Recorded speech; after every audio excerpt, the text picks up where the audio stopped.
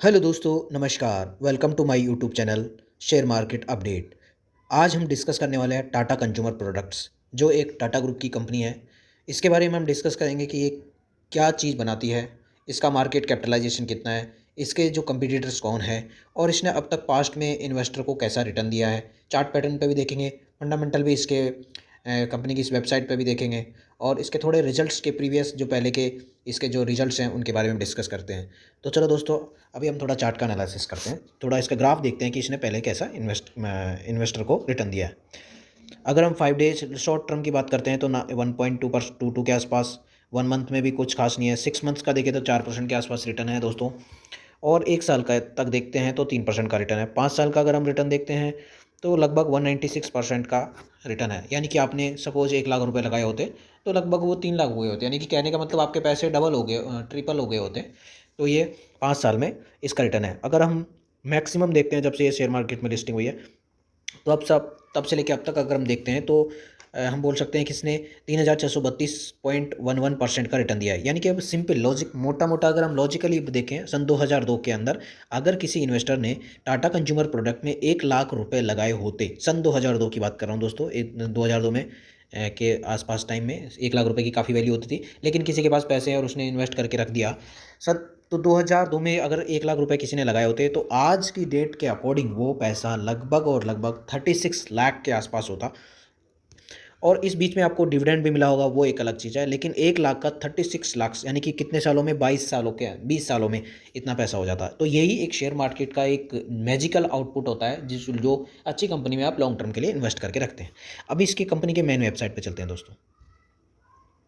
अगर इसके हम ब्रांड्स के बारे में देखते हैं कि इसका जो फेमस ब्रांड्स हैं वो कौन कौन से हैं, तो ये tea sector, coffee, liquid beverage, food, out of homes, इस तरह की मतलब काफ़ी तरह की चीज़ें। टी में अगर हम चाय में देखते हैं तो चाय में भी टी के भी अलग अलग टाइप के हैं। टाटा टी है, विटामिन कॉफ़ी, ये मतलब इस तरह के अलग अलग चीज़ों में इसका वो है। अगर हम देखते हैं कि इसका थोड़ा सा कॉफ़ीज़ देखो, ये दोस्तों, ये इसके टी के प्रोडक्ट हैं। आज हम सब देखते हैं कि चाय की इंडिया के अंदर कितनी खपत है। हर घर में, चाहे अमीर हो चाहे गरीब हो, चाय एक इंडिया के अंदर हर घर के में अंदर बनती है चाय। तो इसका मतलब हम देख सकते हैं कि अलग अलग टाइप के प्रोडक्ट हैं, अलग अलग है। अ, तो उसका मतलब टेस्ट, फ्लेवर, वो सब अलग अलग है। और चाय का जो बिजनेस है, इंडिया ही नहीं, इंडिया से आउट साइड में भी बहुत ज़्यादा फैला हुआ है। तो ये चाय के लिए इसके प्रोडक्ट्स हैं। इसके बारे में अगर हम दूसरी चीज़ों के बारे में देखते हैं तो लिक्विड्स के अगर हम देखते हैं तो लिक्विड्स के में भी इसमें इसका अलग अलग है। ये हिमालयन जो वाटर मिनरल वगैरह होते हैं वो भी इसका है। First natural mineral water brand के नाम से जाना जाता है टाटा के। और भी है ग्लूकोज, ये plus water, copper plus water, good earth, और टाटा फ्रूट्स की मतलब ये जो होते हैं उसका उसका भी है। और भी अगर हम इसके ब्रांड्स के बारे में देखते हैं दोस्तों, तो फूड्स में अगर हम देखते हैं तो साल्ट वगैरह, इसका जो टाटा साल्ट, यानी कि ऐसा कोई इंडिया में घर नहीं होगा जिसने कभी टाटा का नमक यूज नहीं किया हो। तो टाटा साल्ट जो इसका फेमस ब्रांड है, हर घर की किचन के अंदर ऑलमोस्ट 90 to 95% हर घर में लगभग टाटा नमक का यूज करते ही हैं लोग, क्योंकि एक ब्रांड है और एक क्वालिटी वाइज भी इसका बहुत स्ट्रॉन्ग है। टाटा साल्ट अलग अलग टाइप के हैं, लेकिन दोस्तों जो ये टाटा इमिन्यो करके जो ब्रांड है, सॉरी, मतलब इसका देखो कितना अलग अलग टाइप्स में, अलग अलग के रूप में ये आया पाया जाता है इधर, मतलब ये डिलीवर करते हैं इनकी। अब इसके फाइनेंशियल रिजल्ट के ऊपर हम जाते हैं थोड़ा सा। अगर इसके स्क्रीनर डॉट की साइट पे देखते हैं, Tata consumer products limited is one of the leading companies of India of the Tata groups. Tata groups का ही एक है।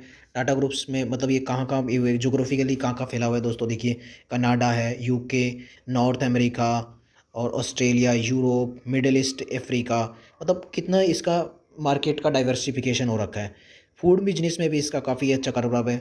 जोग्राफिकली अगर हम प्रेजेंस देखें तो 62% brand business revenue of the company, मतलब Indian food and revenue India के अंदर 62% इसने कवरेज किया हुआ है जोग्राफिकली अगर हम देखा जाए तो। ब्रांड वर्सेस नॉन ब्रांड की बात करते हैं तो 90% of total revenue comes from branded foods. इसकी 51% रेवेन्यू इसका इधर से आता है। इसके बाद में फूड बिजनेस से 21% का रेवेन्यू आता है। ब्रांडेड कॉफ़ी बिजनेस से 11% के आसपास रेवेन्यू आता है। टाटा स्टारबक्स के joint venture Tata consumer products and Starbucks company corporation of America, where in the companies work towards expanding the presence of Starbucks retails coffee store in subcontinental of India.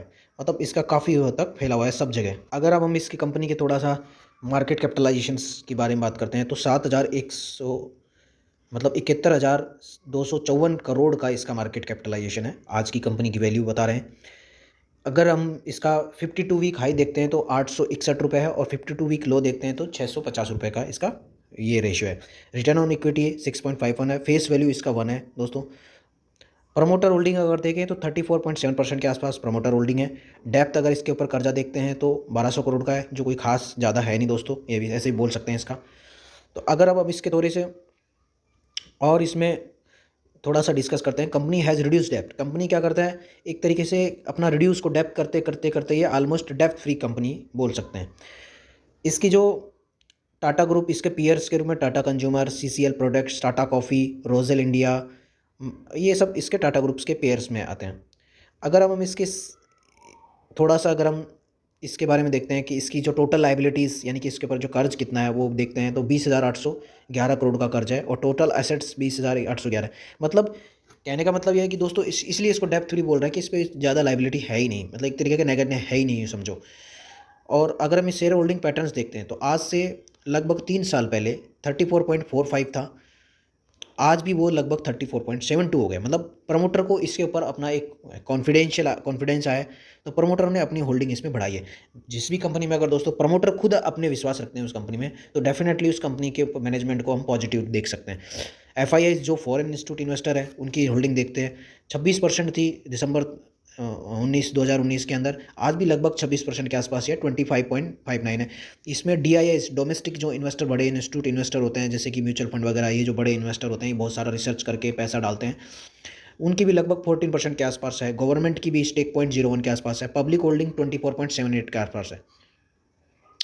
अगर हम इसका थोड़ा सा और चीज़ें देखते हैं कि सपोज इसका सेल्स ग्रोथ पे अगर हम थोड़ा इसका फिगर डालते हैं तो सेल्स ग्रोथ लगभग मार्च 10 साल पहले, आज से 10-11 साल पहले 6,000 करोड़ की सेल्स ग्रोथ थी, आज वो है लगभग डबल हो गई है। कहने के चलते अगर हर कंपनी का 10 साल में इसने जो सेल्स ग्रोथ है वो 6,000 से बढ़ा के 13,000 करोड़ के आसपास हो गई है।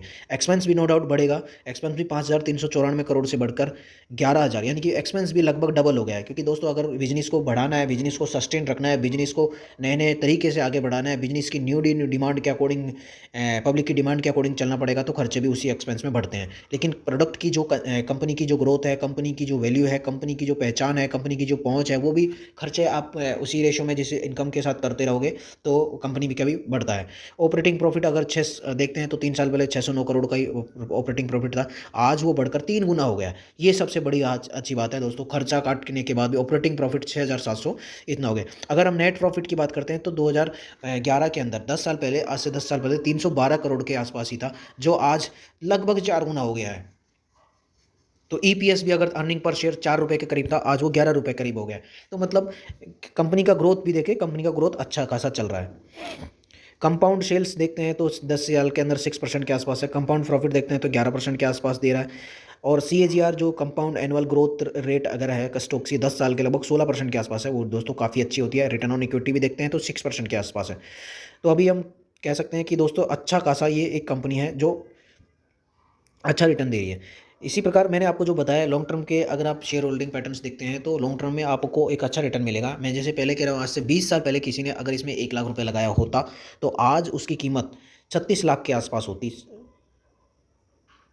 इतना इसने परसेंट रिटर्न दिया है, यानी कि 36 गुना पैसा किया है इसने। और इस बीच में जो आपको डिविडेंड भी आता रहा है, वो भी आपका एक डायरेक्टली अकाउंट में आया, वो भी एक प्लस पॉइंट है। तो दोस्तों आज हमने टाटा कंज्यूमर प्रोडक्ट्स के बारे में डिस्कस किया। नेक्स्ट वीडियो में हम किसी एक और अच्छे शेयर के बारे में डिस्कस करेंगे। Thank you for watching my video. Thank you.